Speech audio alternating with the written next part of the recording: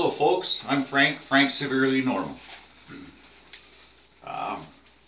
So I have a newspaper in my hand here. Disagreement on economics panel over provincial sales tax. A disagreement on the economic panel. Now they all agree that if we had an 8% sales tax, it would raise $8 billion to be put into the public purse.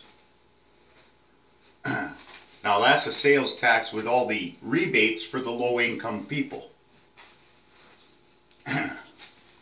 Now that's not much different. It tells me my numbers are right on the money, that if we had a sales tax at 5% over the next 40 years, it would generate at least $300 billion for our public purse at 5%. Now, I want you to see something. I'm just grabbing a pen right now. I want you to see something. So, as I said in my last video, here's the middle class, here's the ruling class, and above them are all the upper classes who control the ruling class with their wealth, their influence. Now, we do not currently have a consumption tax, what I like to call a personal care tax, or what in here is called a sales tax. It's all the same thing.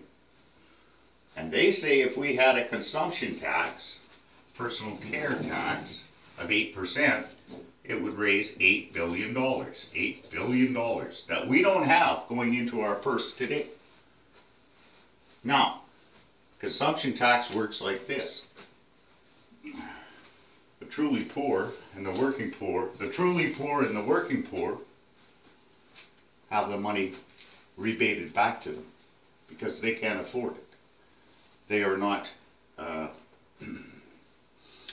it is not economically viable for them to contribute. Now, as you get into the higher middle class, you pass the average, there might still be rebate checks for some of these people here, but as you get upper and upper into the middle class, and higher into the middle class, you wouldn't qualify for a rebate. If you're making $70,000 as a single, and you have to pay 5% on your consumer consumption, well, that is the price that you pay to have a more just society to provide services. And I'll tell you what happens is that none of the people above this line, 78,000 singles, would have rebates. Nobody, no families over $80,000 would have rebates. So this money coming down from the upper classes provides the services. Now, some people may say, "Oh, we can't have a sales tax. People in Alberta wouldn't stand for it." Well, let me tell you something. 1937, a gentleman passed away. A man named Mr. Burns, Burns Meat Company, Burns Meat Empire. He passed away. And the estate, the tax on his estate, was enough to retire the provincial debt that had accumulated. And so the sales tax that had been instituted to deal with that debt was cancelled. So there is precedence for a sales tax in Alberta. See, lawyers like to go on precedence. They make laws, and the judges make laws on precedence. Well, there's a precedence for a sales tax in Alberta to pay our bills so that we're not in debt and paying interest to the banks. Now, what would this do? $8 billion? Well, whatever we're getting in oil revenue, resource non-renewable resource revenue, at least half of that could be saved for future generations. And for the progression of society. Now, Norway, the Norway Oil Fund has hit $1 trillion. Or if it hasn't yet, it is about to hit $1 trillion. Norway has 5.5 million people. Alberta has around 4.5 million people. And yet in our last 50 years, we have a heritage fund of $18 billion. Crumbs. Crumbs. Where's all the money, oil money gone? Well, through improper taxation. By not paying a personal care tax, sales tax, consumption tax. By not having that in the mix, that has allowed the upper classes to keep that money that should have gone into the treasury, thereby replacing it with the oil money that should have been building up here for the future and to progress society. Now, I know that the politicians have put us in debt. This is all pre-planned, and I'm going to show you that in future videos. But I say there should be no disagreement. There should be no disagreement. In fact, over here on my solutions board, I had it that we would raise $5 billion having a 5% sales tax.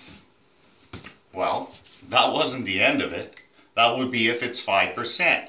Now, if you agree with me on this, then you have to agree that we have been misgoverned for the last 50 years, starting with Mr. Lougheed, who could have brought in a sales tax at 3, 4, 5%, thereby generating the revenue to provide our services so that our oil money could be used for the progression of society.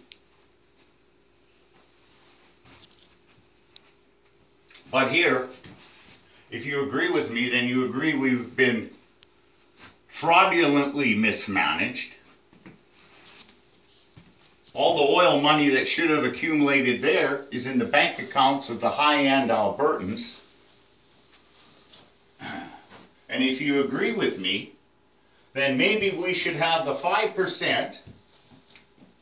And they say they could raise $8 billion with an 8% tax. And Ontario, I believe they pay more than that. So why don't we just say plus 2.5%, 2.5%, because if you agree with me, then what we are doing is in our minds convicting the upper classes of fraudulently misappropriating our oil money. In other words, not paying proper taxation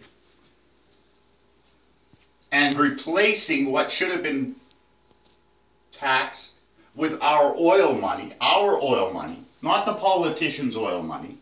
So if you agree with that, then we should always be at 5% because Alberta can afford that. But those in the up who have run Alberta for the last 50 years and have accumulated all this wealth, if we add this 2.5% and have 7.5% tax, see, I know the severe is what they're talking about, then gradually over the next 1,000 years, some of that money will come back down into society to provide for society's needs. And maybe in 1,000 years, you can think about dropping it back down to 5%. I'm Frank. I'm severely normal. This has been a great video, I think. And I can't wait to do another.